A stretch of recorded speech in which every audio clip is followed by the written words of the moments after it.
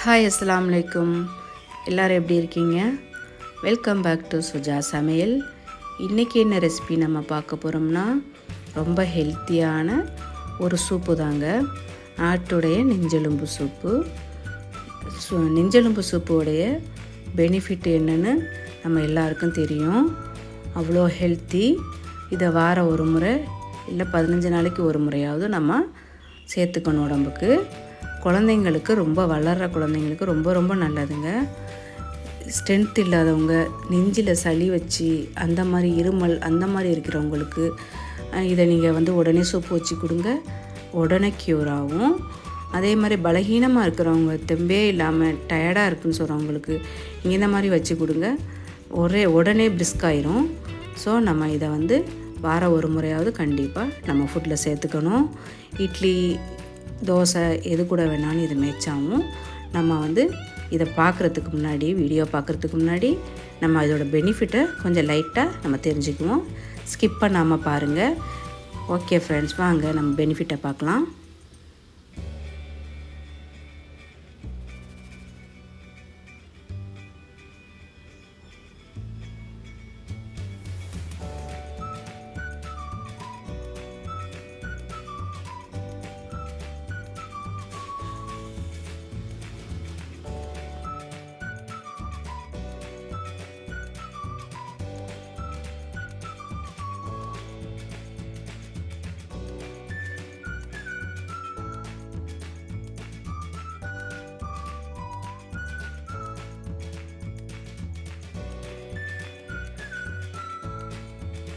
வாங்க நம்ம வீடியோக்குள்ளே போகலாம்.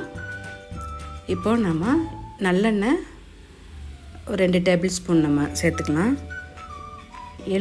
நெஞ்செலும்புனால நிறைய அதில் ஆயில் விடும்.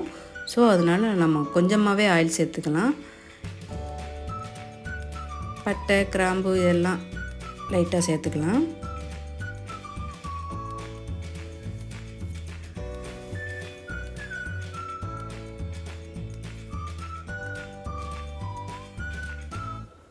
சின்ன வெங்காயம் ஒரு 100 கிராம், தக்காளி 2 தக்காளி, 2 பச்சை மிளகாய்.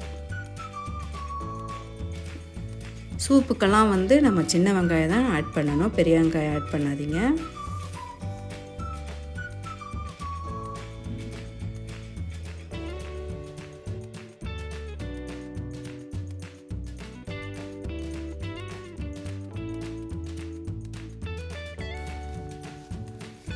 இப்போ நம்ம செய்கிறது 1/4 கிலோ நெஞ்செலும்புக்கு தான்.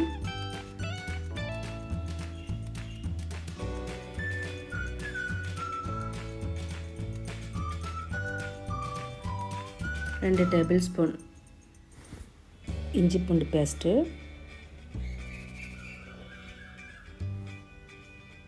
காரத்துக்கு 2 பச்சை மிளகாய் மட்டும்தான், மிளகாத்தூள் சேர்க்கக்கூடாது. ரொம்ப நேரம் வதங்கணும்லாம் அவசியம் இல்லை, சும்மா லைட்டாக வதங்கினாலே போதும்.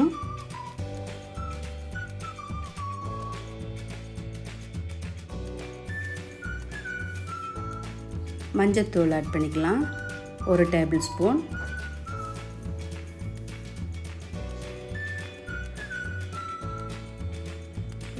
நெஞ்செலும்பு நம்ம ஆட் பண்ணிக்கலாம்.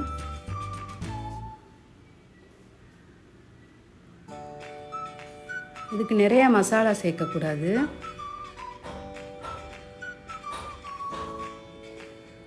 இது சீரகம், சோம்பு, மிளகு 3 சேர்த்து அரைச்சி வச்சுருக்க தூள். நீங்கள் தனித்தனியாக அரைச்சிருந்தீங்கன்னா நீங்கள் எல்லாத்துலேயுமே கொஞ்சம் கொஞ்சமாக ஆட் பண்ணணும். இது நான் 3மே சேர்த்து அரைச்சிருக்கேன். ஸோ அதில் 2 டேபிள் ஸ்பூன் நம்ம சேர்த்துக்கலாம்.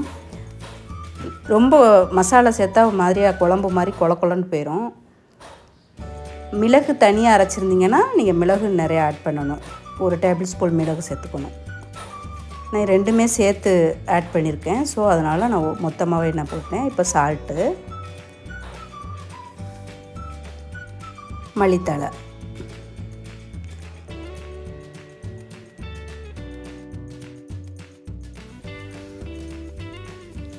அவ்வளோதாங்க. இப்போ நம்ம தண்ணியை ஊற்றி ஆட் பண்ணிட வேண்டியதான்.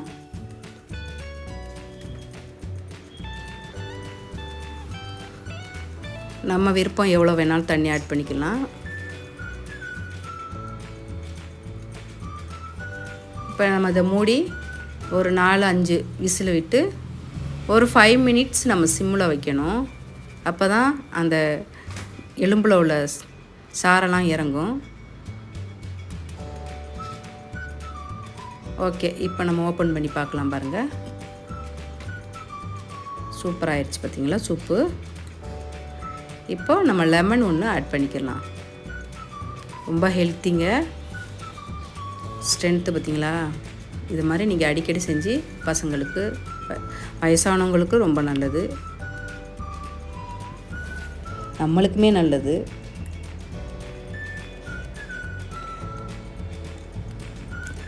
அவ்வளோதாங்க.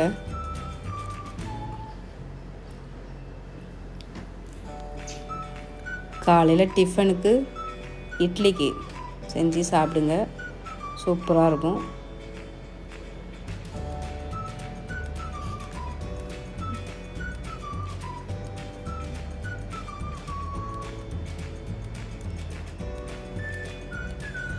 ஓகே ஃப்ரெண்ட்ஸ், இந்த வீடியோ உங்களுக்கு பிடிச்சிருக்குன்னு நான் நம்புகிறேன். பிடிச்சிருந்தா லைக் பண்ணுங்கள், ஷேர் பண்ணுங்கள், சப்ஸ்கிரைப் பண்ணுங்கள்.